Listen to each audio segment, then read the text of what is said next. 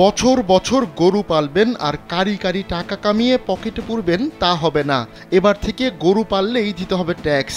গরু যে greenhouse gas নিঃসরণ করে তাতে নাকি উষ্ণ হয়ে উঠছে আমাদের প্রিয় বাসস্থান এই পৃথিবী। তাই পৃথিবীকে বাঁচাতে গরুর উপর ট্যাক্স বসছে, যদিও এজন্য খামারিদের হাতে আছে আরও কয়েক বছর। ক্রমেই উষ্ণ হয়ে উঠছে পৃথিবী। আফ্রিকা থেকে এশিয়া গরমের কারণে কোথাও আর টিকবার জো নেই। এবার বৈশ্বিক উষ্ণতা কমাতে চরম এক সিদ্ধান্ত নিয়েছে ইউরোপের একটি দেশ। গরু, ভেড়া ও শূকরের উপর ট্যাক্স বসানোর সিদ্ধান্ত নিয়েছে ডেনমার্ক। এমন সিদ্ধান্ত বাস্তবায়ন করলে তারাই হবে বিশ্বের প্রথম দেশ যারা গবাদি পশুর উপর ট্যাক্স বসালো।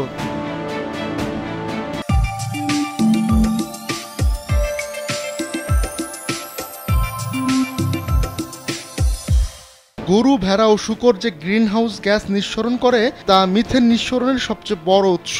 তাই 2023 সাল থেকে গবাদি পশুর খামারিদের ট্যাক্স দিতে হবে। ডেনমার্কের কর মন্ত্রী জেপ্পে ব্রুস বলেছেন, ডেনমার্কের গ্রিনহাউস গ্যাস নিঃসরণ 2030 সাল নাগাদ 70% কমাতে চায় তার সরকার। এজন্য ধাপে ধাপে কর বসানো হবে গবাদি পশুর উপর।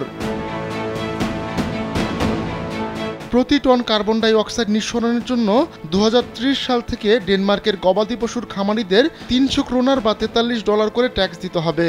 2035 সাল নাগাদ সেই ট্যাক্স বেড়ে হবে 750 ক্রোনার বা $108। তবে যেহেতু আয়কর বাবদ 60% করে কেটে নেওয়া হবে, তাই 2030 সালে প্রকৃত ট্যাক্স দাঁড়াবে 120 ক্রোনার বা $17.3। 2035 সালে এটি বেড়ে দাঁড়াবে 300 ক্রোনার।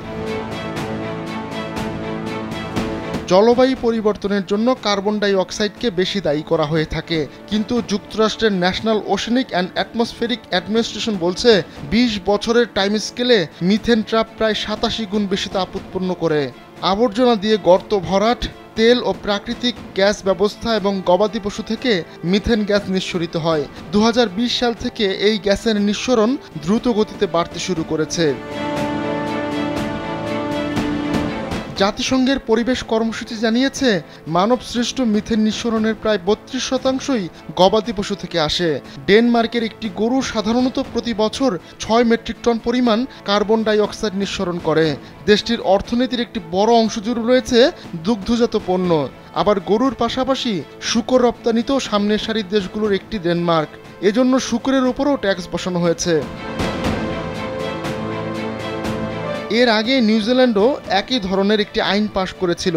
ওই আইন আগামী বছর থেকেই কার্যকর হওয়ার কথা ছিল, কিন্তু কৃষকদের ব্যাপক সমালোচনা ও সরকার বদল হয়ে যাওয়ায় এই আইন বাতিল করেছে নিউজিল্যান্ড। তবে ডেনমার্কের ক্ষেত্রে পুরো উল্টো চিত্রই দেখা গেছে। দেশটির মধ্য ডানপন্থী সরকার এবং কৃষকদের প্রতিনিধি সহ বাকি স্টেক হোল্ডাররা এই করের ব্যাপারে সম্মত হয়েছে। আহমদুল্লাহ শিকদার, কালবেলা ডেস্ক।